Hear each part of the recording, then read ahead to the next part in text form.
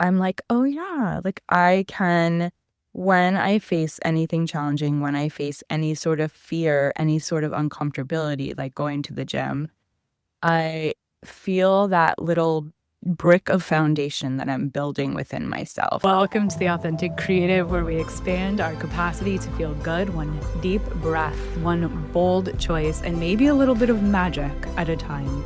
I'm Siri Baruch Thornton, healer, creative, and lifelong explorer of all things energy, self-expression, and joy. With over 26 years of experience in Reiki, Akashic Records, and transformational breathwork, I've learned that feeling good is not a luxury, it's a practice. And sometimes it's a little messy. This podcast is here to help you trust your intuition, break the rules, the ones that need breaking, and live more fully in your gifts. So give yourself a deep breath, get cozy, and let's dive in. Hey friend, so lately I've been thinking about what would serve you, wanting to do an episode for you, just a solo minisode. And I just didn't have anything that was inspiring me to put it out to you that felt like it was fresh. And every night I do a to-do list, something I got from Mel Robbins' podcast, actually. And it has different columns. And one of the columns on the right says top priorities. And I usually write like enjoy my life or be present, things like that. And my son, my almost 11-year-old Bodhi, started, because he uses my desk at night and have his little snack. And he started to write on the top priorities, love yourself, every night. And then I started adding it. And then he would like write little notes like, good job, or you did it, or ×2, or ×8. Meaning like love yourself 8 times more today. So I thought this morning when I came over to my desk and looked at my top priorities, oh my goodness, it's staring right at me. It's so obvious. And sometimes the simplest things, the most obvious things, are the ones that are the most abstract and the hardest, but can also be so easy if we allow it to be, right? So you know what I'm talking about. And so much of our life, we are told in the self-help world that we're immersed in more and more these days, more than we ever have been, if you're paying attention to these types of things, is to love ourselves, right? And so it does seem to me anyway, slightly abstract. What does that mean? And I think it's different for everyone, what that means. And not everyone has a visceral experience of it. And even if they have had a visceral experience of what that means to love ourselves, we don't necessarily know how to consistently conjure that, or consistently practice that, or consistently feel that. So even with the fact that I've been practicing Reiki for over 30 years, since I was a teenager, so maybe, getting close to 40 probably at this point, is Reiki, which is the energy of unconditional love. It's literally a practice of love. And the first step, the first degree of Reiki that I certify and teach is self. We must fill our cup first. And so self Reiki is using our own hands, our own intention, our own prayer to love ourselves and fill our own cup. And I have said this before, I don't know who I would be without Reiki, honestly. And even with that practice being so instilled and so practiced, and being a master of masters with this unconditional love, life force energy, I still have struggled to this day with needing to make sure that I know how to implement loving myself. And I know for some people, that feeling of loving ourselves can be sort of foreign. We talked about this on the last women's panel. And some women struggle with, how do I even get there? Because I've been told my whole life that I'm no good, right? And so I'm paraphrasing, but come to the point of, first of all, I'm curious because I really want to connect with you more. I want to hear more from you. I want to know, what do you experience as self-love? What moments in your life, or what moment in your life did you feel the most self-love? And I'm not talking about love from someone else, right? I'm talking about your own love, your own feeling of caring and adoring and accepting and fortifying yourself. And so what is that? Is it through faith? Is it through spiritual practices? Is it through going to the gym? That's something I've been doing recently with a trainer. I have a session today, and I was talking to Birdie yesterday when he was having a struggle about going into school. And I was sharing with him about how I would be really scared to go to the training sessions because I didn't know what to expect. And it was very, I can plumb the depths of emotional work and spiritual work. I'm your girl, but when it comes to the physical workout, it just scares me. I'm getting better now and less scared. I don't feel anxious or nervous as nearly to the degree that I felt in those first 5 sessions. But I've crossed over this hump of turning it into something that I know I can face. And even though I don't know what she's going to have me do each time, and even though last time I went, there was something she had me do that was so uncomfortable. 2 things she had me do that were so uncomfortable.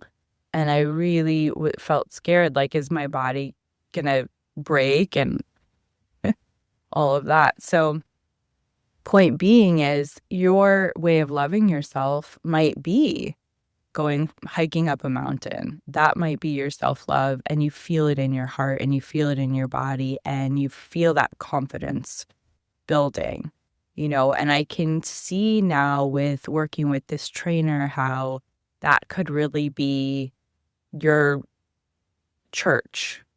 Being at the gym, climbing a mountain could be your church. And really anything that is positive could be your way of loving yourself.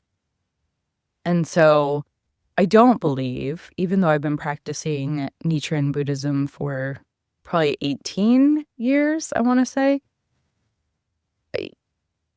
I don't believe that there's one way to get to that place where we feel that love. And I think love is a word that is similar to God in the sense that it's so unique. And also, what's not unique, what is universal, is that we all are here to learn that. To love ourselves in the face of. Can we love ourselves in the face of whatever that challenge is? Whatever the story is, whatever we made things mean that happened to us / for us. So can I love myself in the face of my son triggering me and me losing my mind? After having an entire day of dedicating everything to him, whether it's my oldest son's birthday and spending a whole weekend dedicating everything to him, and then him being incredibly rude or, being a teenager. He just turned 13, and like just losing all my patience, or whether it's my younger one who's about to turn 11, testing his boundaries and limits, and my boundaries and limits, and just, getting in there. And it's like, those are the moments where I feel like I really don't like myself, when I lose my patience with my kids. And can I love myself in the face? Can you, if you're a parent, a caretaker? Our next women's panel is about caretaking and entrepreneurship. Can you love yourself in the face of your worst moments? And we actually just watched Better Man, which is an excellent, excellent movie. Really good. Robbie Williams played by a monkey. I know it sounds, if you're not familiar with the movie, you're like, what? I mean, I was like, what? It's really good. So it was such a good example of facing our demons. Every time he was performing, he was seeing versions of himself wanting to hurt himself, to, saying the worst things to himself, that really negative voice, that internalized negative voice that we can project, we can hear inside of ourselves, we can project onto others. If we had people that said things to us, or experiences that we've all had where people were mean to us in school when we were younger, I imagine most of us have had experiences of that. Whether you were bullied, or whether you just had that one like embarrassing experience. I know I had a ton of challenging, really upsetting, hard experiences growing up. Not easy. And so I can think of probably hundreds, maybe even 1,000 moments of feeling like I was not my best self, or I am not good enough, all of those things, whether it was someone doing something, feeling rejected, feeling abandoned, what have you. And what do we make that mean about ourselves? And so it feels very much like the light in the dark. It feels very much like a lifelong, some would say in Buddhism, like a battle with our inner darkness. And so coming to a place of knowing that these challenges are here, they're not going away. We're not going to have a cushioned life to the point of nothing making us feel like shit, nothing, reinforcing those negative narratives. That's just not life. So life school, earth school is, very much like the pressure of the diamond. They talk about in Buddhism is, that's how a diamond is formed, is through that pressure. So fortifying, and I don't even know if that's the right word, but that's just what's coming to me, is like really, or if you're into gardening, like getting that soil rich. And so for me, like the way that I know to get that soil rich is, as you know, through breath work, to get that soil rich through Reiki. And sometimes those things are not enough. And what I'm noticing lately is actually, and if you grew up doing competitive sports, you already have this in you. I think people do have an advantage that grow up doing competitive sports, because what I'm noticing for me is actually in going to the gym and in being an entrepreneur and going out and literally handing out posters and seeing those little moments where we have to have that 20 seconds of courage. So overcoming the hardships, overcoming the fear, overcoming the pain, overcoming the difficulties. Natural home birthed 2 children, natural home birthing 2 children, that really built such confidence in me. And really, when you look at it, it's like, that's athletic. So I had to walk 5 miles every day to prepare. The midwife was like, if you want to birth your children at home, you're going to have to do especially the first one. I didn't do it so much with the second one, but it is overcoming the fear. That's really what I think is an integral part of this love myself. So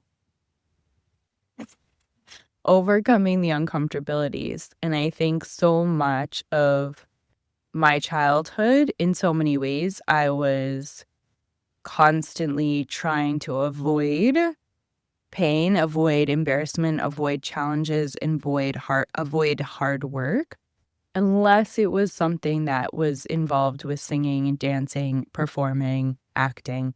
Then I was all in. And I did gain confidence through that. So, I think that at whatever age we're at, I think a lot of the people listening are kind of similar age range to me. But whatever age we're at, it's like I'm going to be 48. I'm really still discovering where my strength lies, and I'm really still discovering how to overcome uncomfortabilities and fears and noticing what an introvert that I am.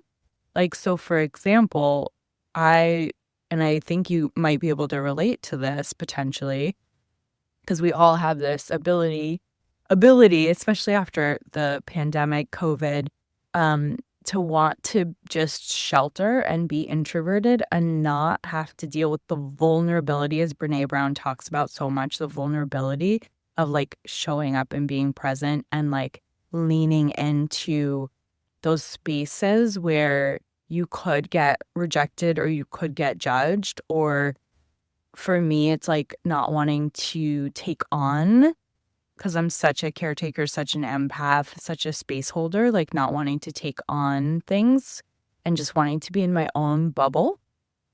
So that's one of the vulnerabilities, is like, and the older you get, I think it doesn't need to be, but it can be harder to develop relationships. So for me, that's where I'm noticing one of my, I want to say like walls to push up against, or like challenges or fears, is like consistently, because we left LA and we started in a new community that is totally different, so different from the community we used to be in, which was all like artists and entertainers, actors, writers, producers, directors, creatives,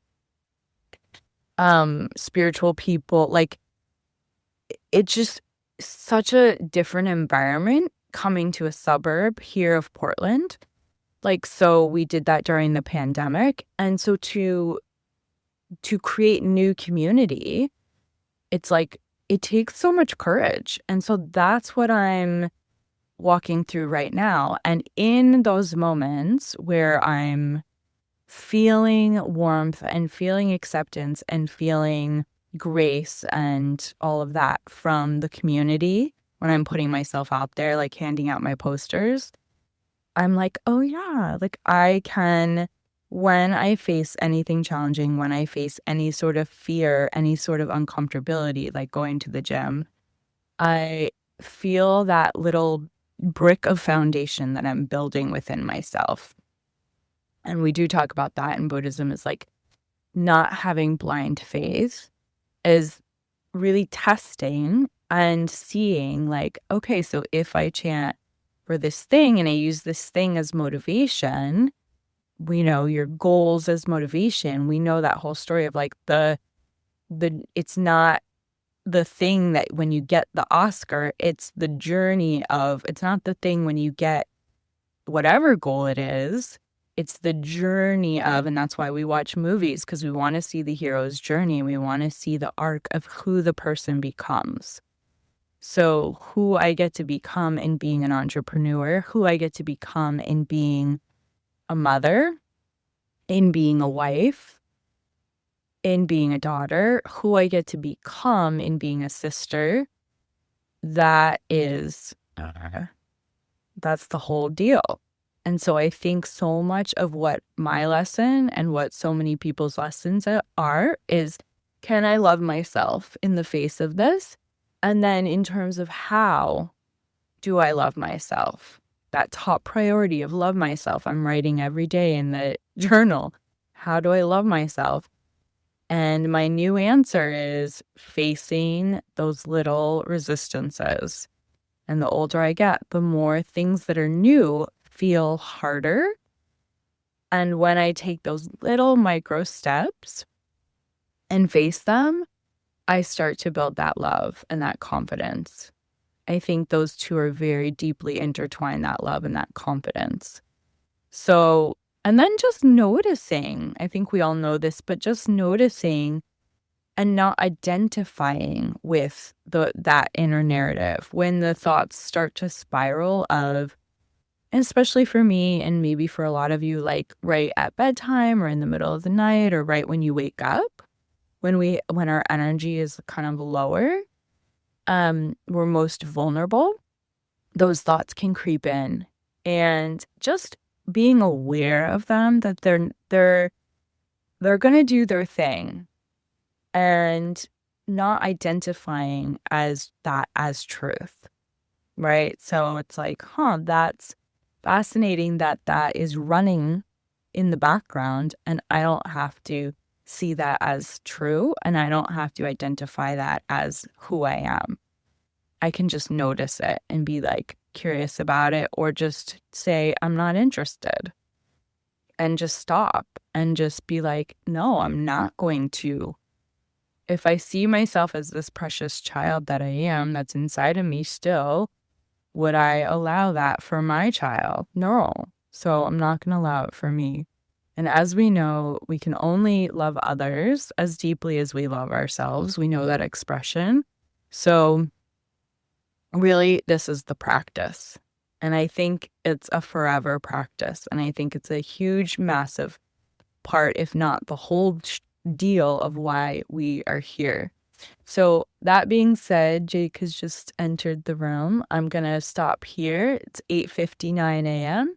Love you guys. Keep expanding your capacity to feel good, one breath at a time. Loving you. If you're someone who does a lot, holds a lot, and is used to moving through life by thinking your way forward, I want to offer you a different kind of space. My 3-month private container is a place where you get to come out of holding everything together. Through transformational breathwork infused with Reiki, we work directly with your body where stress, emotion, and long-held patterns live. This work happens in real time. Over the course of 3 months, your nervous system has space to settle. What has been held can begin to move. What has felt tight can soften.